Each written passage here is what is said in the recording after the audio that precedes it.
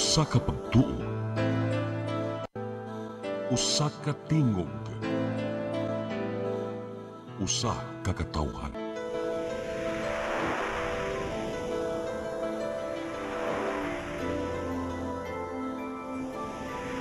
Cebu Catholic Television Network.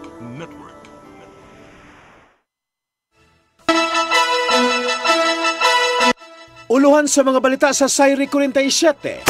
Mga official ballot nga gamiton sa eleksyon karong Lunes nadawat na sa Mandawi City Treasurer's Office. Automated counting machines gihatod na sa Comelec Lapu-Lapu sa mga polling centers sa mainland Lapu-Lapu ug sa isla sa Olango. Petisyon pag-disqualify ni Cebu City Mayoralty candidate Raymond Alvin Garcia giduso na ngadto sa uluhang buhatan sa Comelec. Mga kardinal nga mosalmot sa conclave pagpili sa bag-ong Santo Papa atuan na sa Vatican City. Kapin 1,500 gramos nga shabu nasakmit sa PRO7 sa usa ka semana nga operasyon. Sugbo, Kabisayan ug Mindanao, Pilipinas ug sa katawhan kutos maabot sa tong Sibya sa tibuok kalibutan mayong hapon. Live kita karon sa CCTN Channel 47 ug kini ang tulumanon sa nag-unang kasayuran nga angay natong masayran. Sa nga ni Attorney Danica Caballes, ako si Dennis Tabar ug kini ang Sayri 47.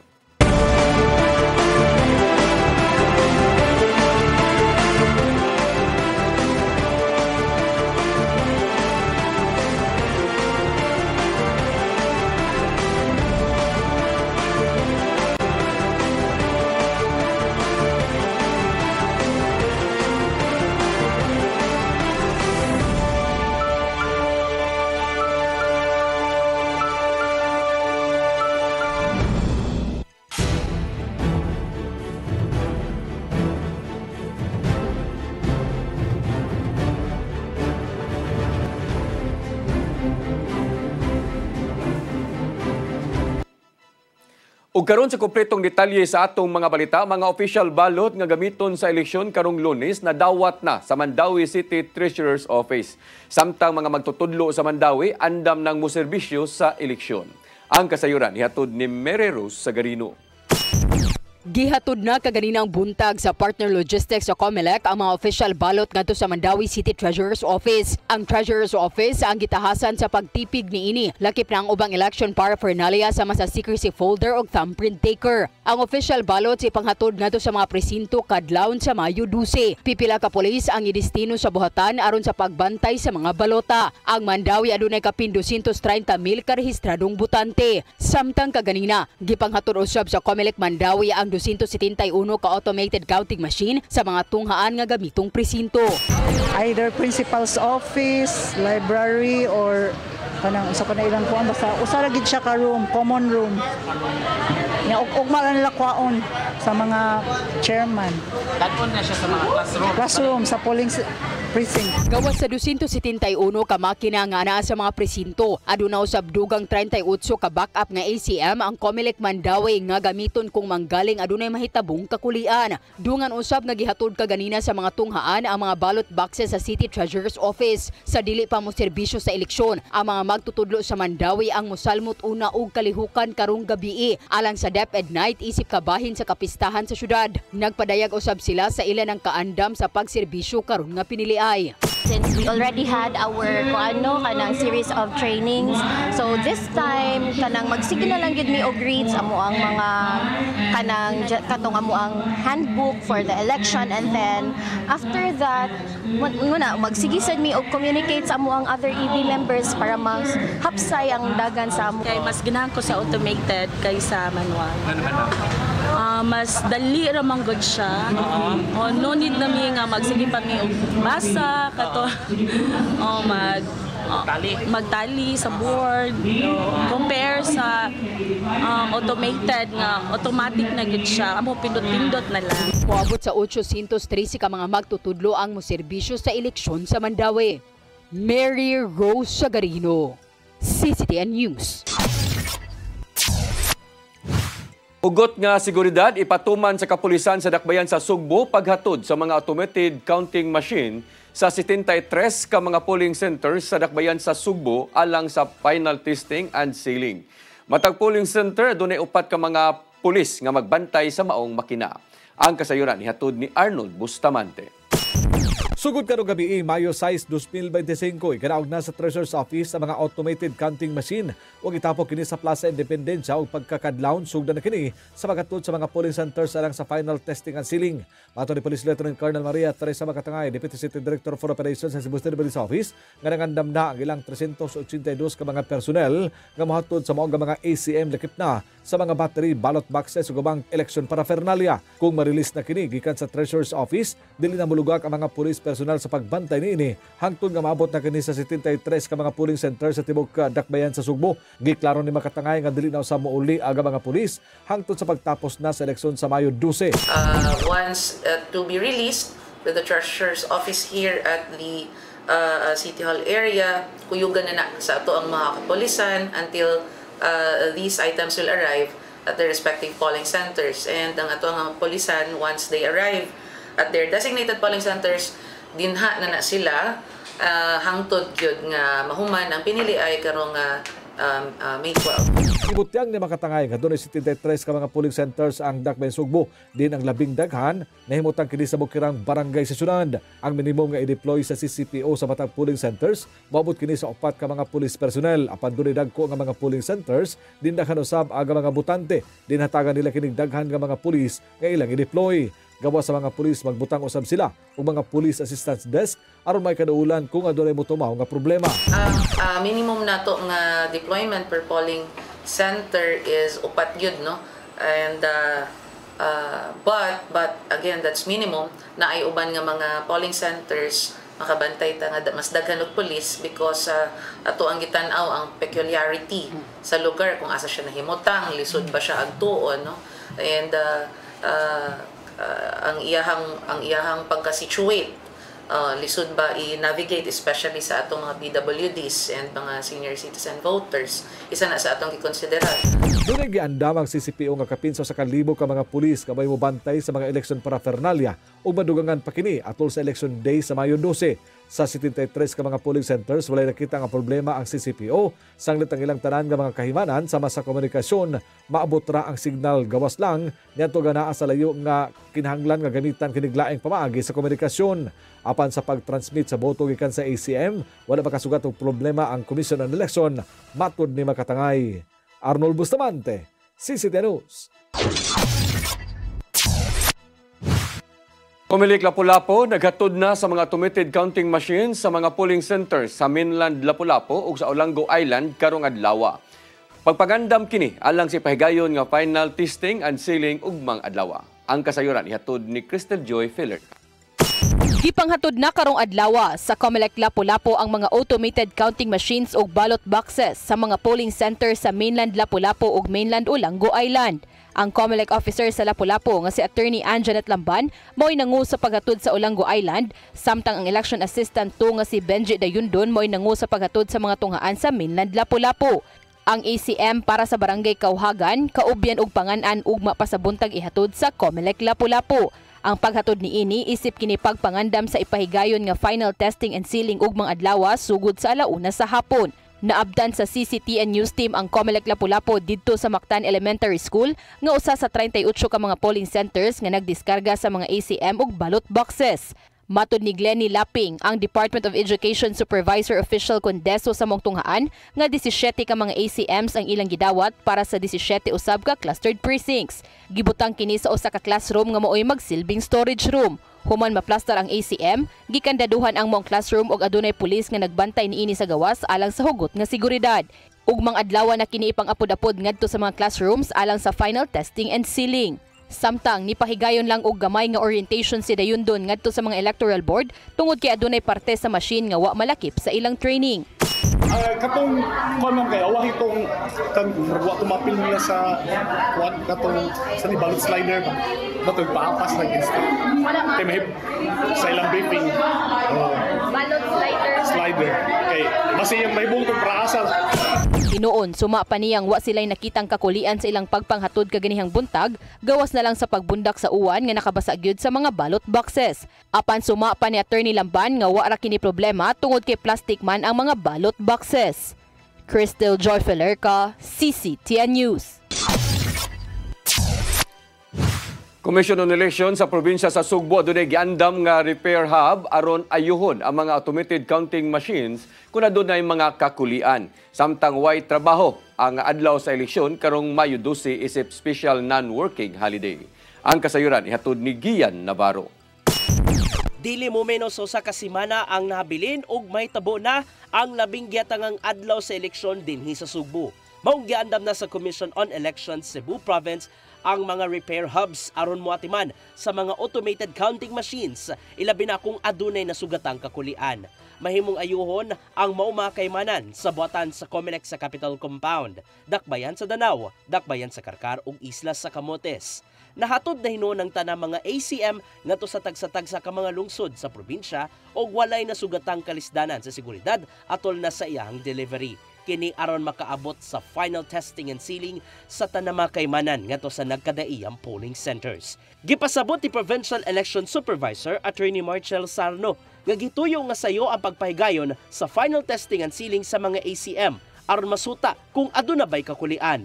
Aron samtang sayo pa lang adunay magamit nga backup nga ACM sa apektadong presinto ug ayuhon ang nagubambahin aron magamit usab isip contingency units.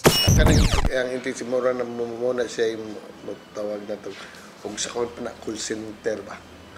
Namoy mo first troubleshoot sa inform nimo, then they will instruct you how to troubleshoot ug dili na gyud despite sa tanang gihimo, then usa pa ta mo adto sa mo request sila for ilisan. Samtang iapas ang mga official ballots ngadto sa tagsa-tagsa ka mga presinto karong Mayo 11 o sayo pa depende sa gilayon. Kini aron masiguro nga ana ang tanang mga gamit karong Lunes sa kadlawon dinya ng panahon na maglinya ang mga mamutar sa ilang mga presinto. Hinon gwardyado sa kapulisan ang polling centers aron walay bisan kinsang makahilabot sa mga kahimanan sa sulod. Wala kay problema sa security tungod kay at the time sa final testing and sealing naa na ang ato ang mga kapulisan. Wala na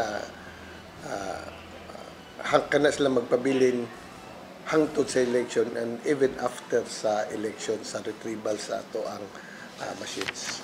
Sa naibahin, gideklara na sa Malacañang ang adlaw sa eleksyon, Mayo 12 isip special non-working holiday.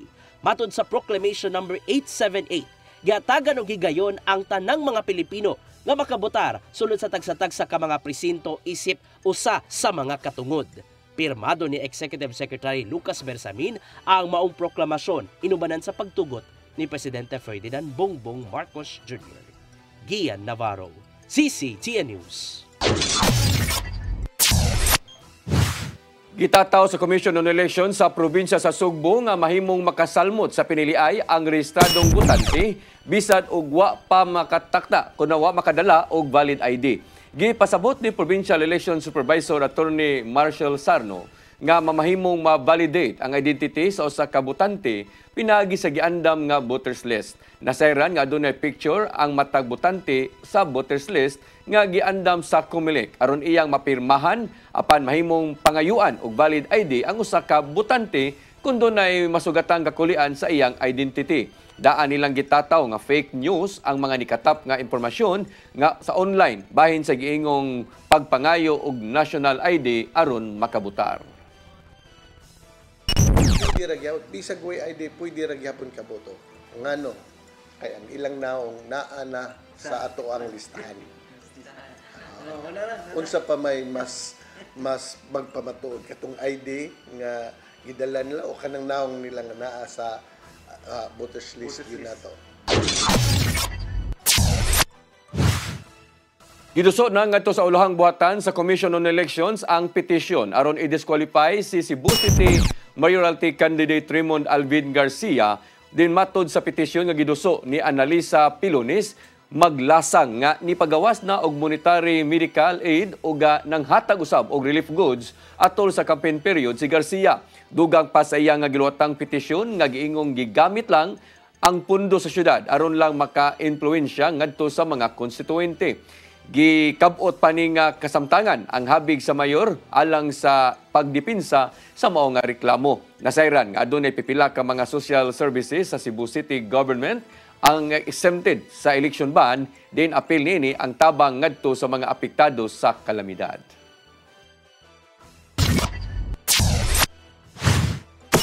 Mosunod, mga kardinal nga musalmot sa conclave pagpili sa bag-ong Santo Papa atuan na sa Vatican City. Kanaog daghan pa mga balita sa pagbalik sa Sayri 47.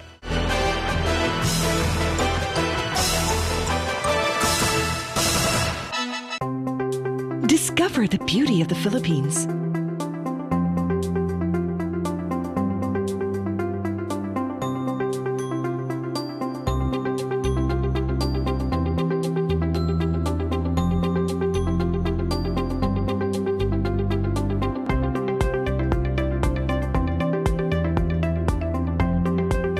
With Philippine Airlines, the country's flag carrier.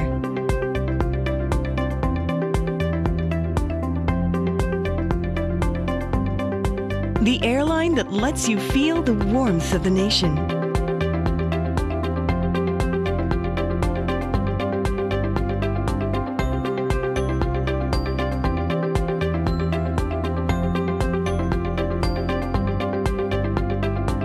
Mabuhay!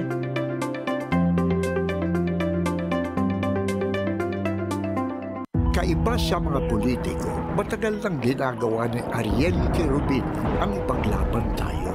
Kahit sariling buhay inaalay. Ngayon, iba ang laban. Pero tuloy ang misyon ni Ariel Querubin, ang ipaglaban tayo. Kung medalya ang sukatan at hindi pera, si Ariel Querubin ang ating bayani na karapat-dapat sa Senado. Pag may Ariel Querubin sa Senado, may bayani tayo sigurado.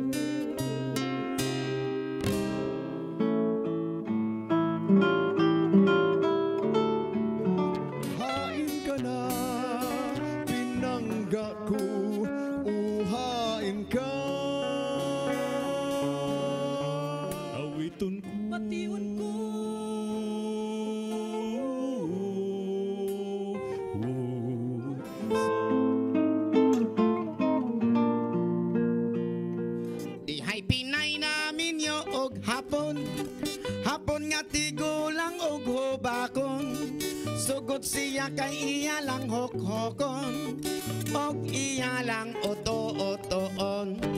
Ay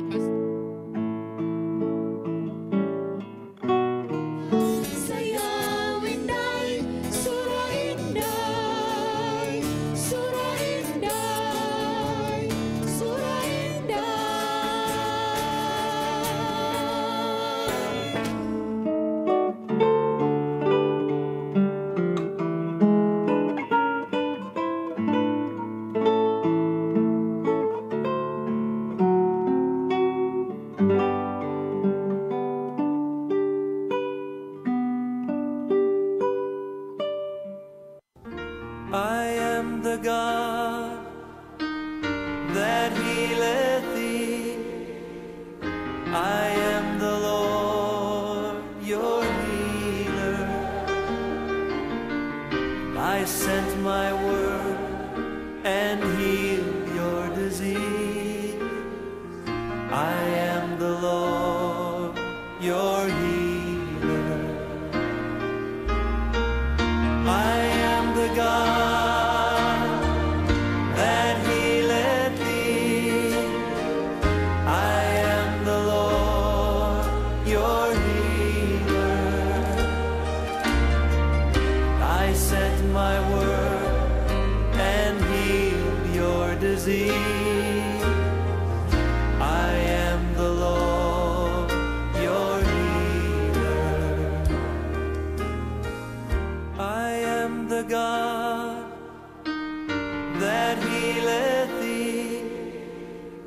I am the Lord, your healer. I sent my word and healed your disease. I am the Lord, your healer. I am the God that healeth thee. I am the Lord, your healer.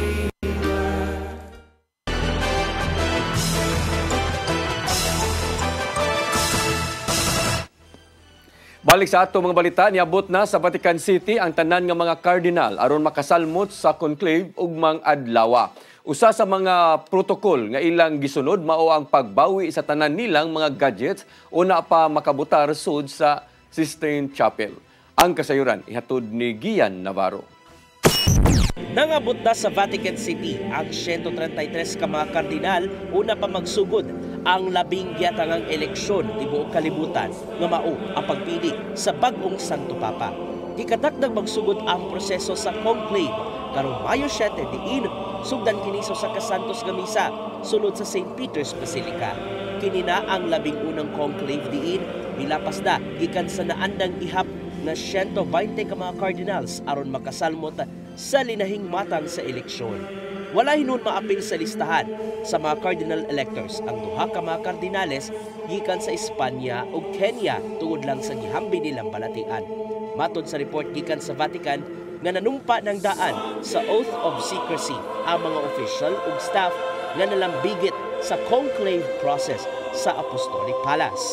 Gisaad nila nga himong sikreto ug sagrado ang mamahimong resulta sa eleksyon nga mulanat ngadto sa pipila ka mga adlaw. Samtang gikumpirmar ni Caloocan Bishop Pablo Virgilio David nga karong adlaw kuhaon na ang ilahang mga communication gadgets. Usa sa mga protocols nga gituman mao pagbawi sa bisan unsang mga gadgets ug ubang recording devices aron masatagan og panahon ang ilang higayon sa pagbotar sulod sa Sistine Chapel. Inubanan sa ilang hugot nga pag-ampo. Hinuon gitugyan niya og ubang mga kardinal ang ilahang kaugalingon ngadto sa Ginoo aron makahapog na usab ang Espiritu Santo kinsa ang bag-ong Santo Papa nga motumala sa Romano Katoliko nga simbahan. Gian Navarro, CCTN News. Miabag ang Cebu City Government aron pagsulbad sa resinating baha sa Guba Community Hospital sa bukidang bahin ning syudad. May pasalig ang kontraktor ngadto kang Mayor Raymond Alvin Garcia nga mahuman ang gitukod nga bag-ong building sa Tambalanan ning Buana. Ang kasayuran ihatod ni Mary Rose Sagarino. Gitaho ni Mayor Raymond Alvin Garcia nga halos gisulbad sa kagamahanan sa syudad sa Sugbo ang nasinating pagbaha sa Guba Community Hospital. Suma pa niya nga tuyong mi-intervene ang Cebu City Disaster Risk Reduction Management Office o Department of Engineering and Public Works sa aron pagtaod sa gutter o kalikayan ang pagbaha. Resulta kini sa pag-abag tali sa mga buhatan sa Cebu City Government ug ang kontraktor nga nagpasiugda sa katukuran. Unang natuki ang maong suliran atol sa session sa konseho ni atong Marso 5 subay sa nahimong reklamo gikan sa hospital head. Sa DEPW disaster nakahimo na mig intervention sa engineering intervention, so di na dito magbaha, but it has not yet been finished, pero I got already a promise coming from the contractor nga mahuman na by perhaps the end of. Hinuon may pasalig ang kontraktor sa maong Tambalanan nga mahuman sa pagtukod ang bagong building karong katapusang bahin sa Mayo. Kini aron himuong fully operational ang Guba Community Hospital sukad nga giablihan kini sa miaging tuig. Kabahin ang gitukod nga ikaduhang building sa gitinguhang pagpalapad sa Tambalanan aron makaatiman og dugang pang mga pasyente. Sa higayong mahuman kini tawagon na nga North District Community Hospital og andam nang moatiman sa mga adunay kakulian sa panlawas. Ito may attention ang katong extension wing nga gitukod sa DOH. Again, no, for Cebu City. Nagka-problema sila sa kontraktor. Kay wa gitiwas. Kuno. Mary Rose Sagarino, CCTN News. Siyudad sa Mandawi, wa malakip sa nahatagan og alokasyon sa pagbaligya og 20 pesos nga kilong bugas atol sa roll-out. Hinoon ni padayag siya nga gustong musalmot kung ibalik pagbaligya ang bugas. Ang kasayuran ihatod ni Mary Rose Sagarino. Nisuway og apply ang siyudad sa Mandawi aron makasalmot sa rollout sa pagbaligya og 20 kilo nga bugas sa probinsya sa Sugbo. Apan matod ni Attorney Jamaal James Kalipayan ang City Administrator nga wala sila nahatagan og alokasyon ni adtong higayuna tungod mas daghan ang nag-una nga mga local government unit. Our head sa City Agriculture Office kanang ang naabot na supply ika-13 week sa linya. So naapay 12 LGUs nagaatang sa pier. Kaya wa man niabot kato nga time pag launch pag May 1. So nagangyo mi ato nga ma-allocatean ni pero dili mi sure og I think wala kita na allocate ato.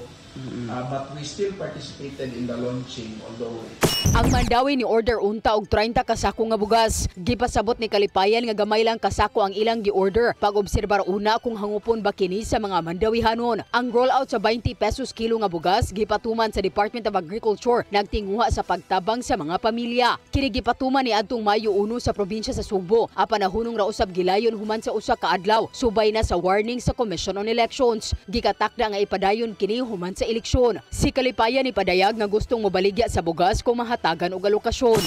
Grab the opportunity kay sayang kayo, daghan baya kayo ang mga sectors nga maka-benefit ani no. Mary Rose Sagarino, CCTN News. Department of Health dinhi sa Rion City misaulog sa Cervical Cancer Awareness Month ning buwan sa Mayo.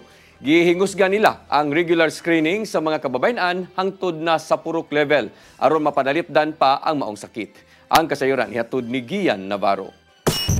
Happy Scarlet Day 2025 from DSMC Cancer Center. Karong buwana giselebrar sa Department of Health Region 7 ang Cervical Awareness Month kon Scarlet Bay. Gikan sa kapin 2 milyones ka mga babae sa Central Visayas nga nasa 20 anyos pataas ang pangidaron, anara sa kapin 8,000 ang nakapaskreening na batok sa mong sakit. Sa maong ihap, anara sa 181 ang suspected cases sa maong cancer nga nagagikan sa kwelyo sa matris kon cervix. Hinungdan nga ikaduha ang cervical cancer sa labing common nga cancer gikan sa tanang mga kababayen-an sa nasod. Mato di Joan Antoinette Albito sa DOH7 nga nasuta sa ilaha nga maulawon kung conservative ang mga babae mangwala sila makahigayon sa pagsusi na sa ilahang matris. Inubanan usab silang bisyo ug daghang sexual partners.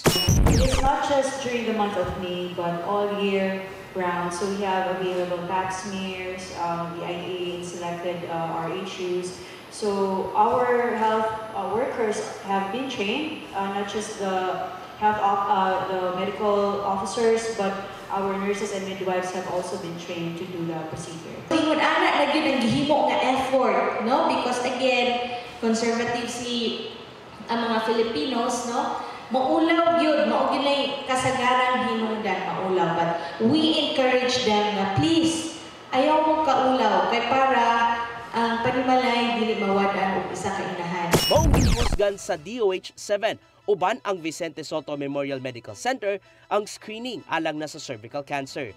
Tinguhan nila nga makabot ang 5% alang sa pagpaubos sa screening gikan sa population sa mga kababayan nga nasa 30 hangtod sa 65 anyos nga pangidaron. Gawa sa screening, adunay lecture nga himuon aron pagpasabot sa mga angayang buhaton batok sa maong sakit. We also have daily lectures in the OPD about cervical cancer awareness at 2 p.m. And then we also have lined up activities like in May 18, we have the Lantern Walk at Fuente Circle at 5 p.m. This is again in coordination with Paul, Cebu, DOH, and Rafi. May nagdanon alang kanila ang pagpalapad sa mong kampanya hangtod na sa purok level. Gawas nga mapanalipdan pa ang maong cancer, mas matimanusab sa kababayan ang ilahang panglawas. Og mahitabo kini kung magtinabangay ang gobyerno, local government units, apil na ang mga non-governmental organizations. Hopefully, the Puro Kalusugan project program of the Department of Health would make a difference in improving the health outcomes of our women especially. Ian Navarro, CCTN News. Gikonfirmar sa usa ka reklamante nga si Davao City Representative Paulo Duterte ang anaa sa viral video nga nanagmalsod sa usa ka balay imnanan.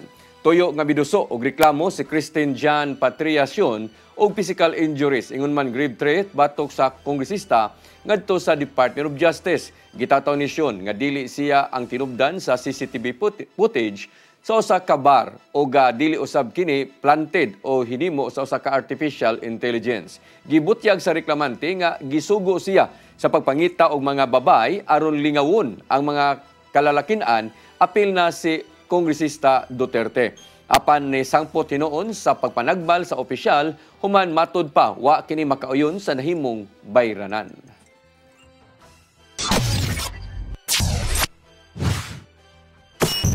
Mosunod, kapin 1,500 gramos nga shabu na sakmit sa PRO7 sa usalang kasimana nga operasyon. Kana og daghan pa mga balita sa pagbalik sa Sayri 47.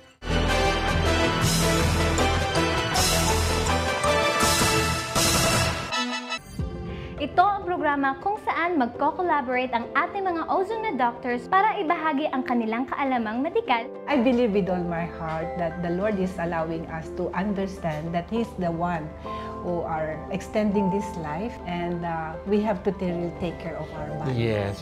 Matag episode, among ipaambit ninyo ang mga healing testimonies. Every day, pag gising mo, iisip ko kung ilang taon na lang yung katagal ko, yung ganun. This is your path to a new start. OzoneMed Wellness Clinic New Start. Mapapanood every Saturday, 8 to 9 a.m. Og ang replay airing matag Miyerkules, 1:00 hangtod 2:00 sa hapon. Dinhilang sa CCTN Channel 47.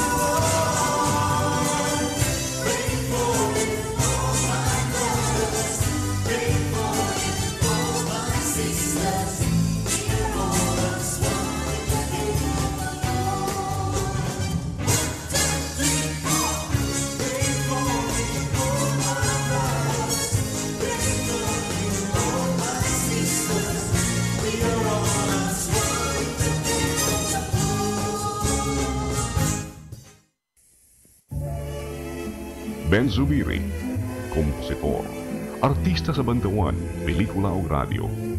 Mas nailhan sa ngang Iyo Carpo. Si Ben Zubiri ang misuwat sa way kamatayong awit Matud Nila.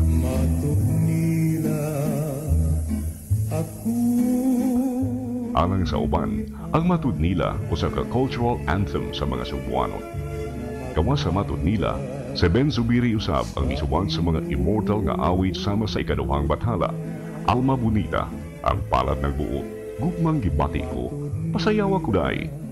Si Ben Zubiri namatay niya atong 1969. Apan ang iyangan, buhi kanunay sa kasing-kasing sa mga taong padayong nag-awit sa iyang mga komposisyon. Ben Zubiri, garbo sa Subo. Subo ano ni? Damgo ko pasalig sa gugma mo.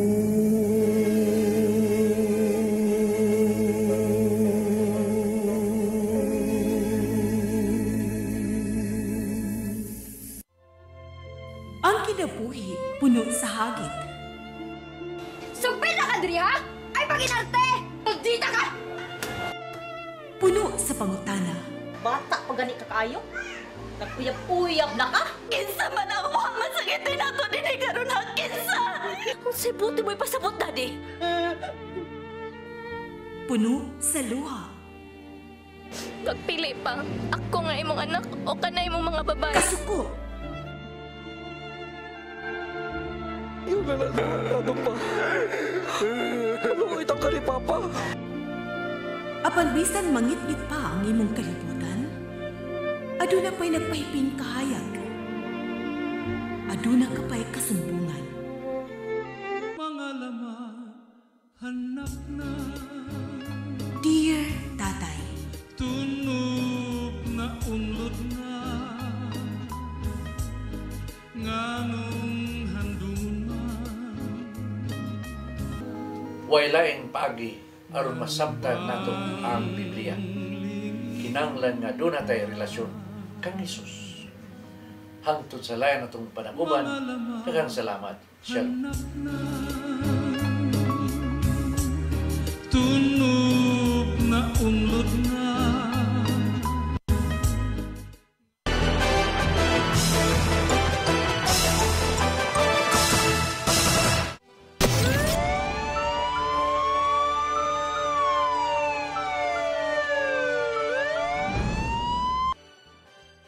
Balik sa ato mga balita, nakasakmit ang Police Regional Office 7 ug kapin 1,500 gramos nga gituoang shabu nga mukantidad og gadulan 10.4 milyones ka pesos sud lang sa usa ka semana nga anti-illegal drug operation sa tibuok Central Visayas. Ang maong operasyon nakasikop usab ang PNP og 144 ka mga drug personality nga gipasakaan na og kaso ngadto sa korte. Kini nasubay sa kamanduan sa hipi sa PNP ni nga si Police General Romel Marbil pagkakusog sa kung napagpakusog pa sa ilang anti-drug effort tibuok nasod samtang gipatuman ang hugot pa nga pagbantay atol ni nga election period. Gipasigarbo na sa PRO 7 nga matod pa dinhi sa Central Visayas ang pagpikisandurot usab sa matag police unit ug sa local government unit lakip na sa komunidad nga maoy hinungdan sa malampuson nila nga mga operasyon.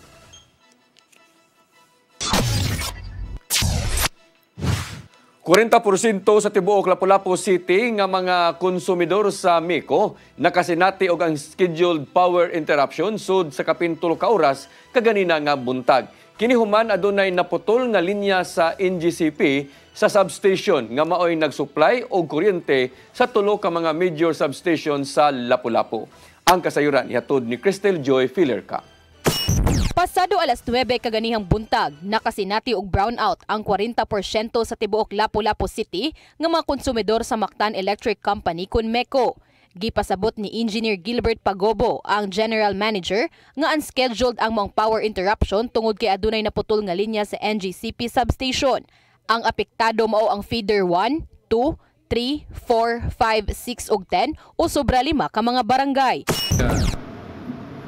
The 69 kV line, 795, a 795 MCM line, which is the backbone which supplies the three of our major substations, two in Basak and Clip substations. Butang kini nga kasamtangan nilang giimbestigaran tungod kay dili kini sagad mahitabo og ilabi na gyud nga subsob na ang ilang pagpangandam alang sa umaabot nga eleksyon. Dili siya na mag-expect nga mahitabo. Kaya it is a very strong connection. No? The connection is to our backbone. It has been inspected more than twice already, also in preparation sa itong election. And it did not show any weakness. It did not show any weakness, but now we were just surprised na naputol siya. Nataod-taoran ang pag-ayo ni ini tungod kay sumapa sa general manager nga risgo og delikado ang pag-ayo ni ini, ilabi na gyud nga anaa sa ibabaw nga linya ang kinahanglang ayuhon. Gipaningkamutan sa MECO nga mabalik ang supply sa kuryente kaganihang alas 12 sa udto. Apan base silang social media account, pasado alas 12 na sa dihang nabalik ang kuryente. Crystal Joy Felerca, CCTN News. O kadto naglangkob sa atong mga balita sa Sayre 47. Sanga ni Attorney Danica Caballes, ako si Dennis Tabar. Hangtod ugma dinigyapon sa iyong paboritong tulumanon, Sayre 47.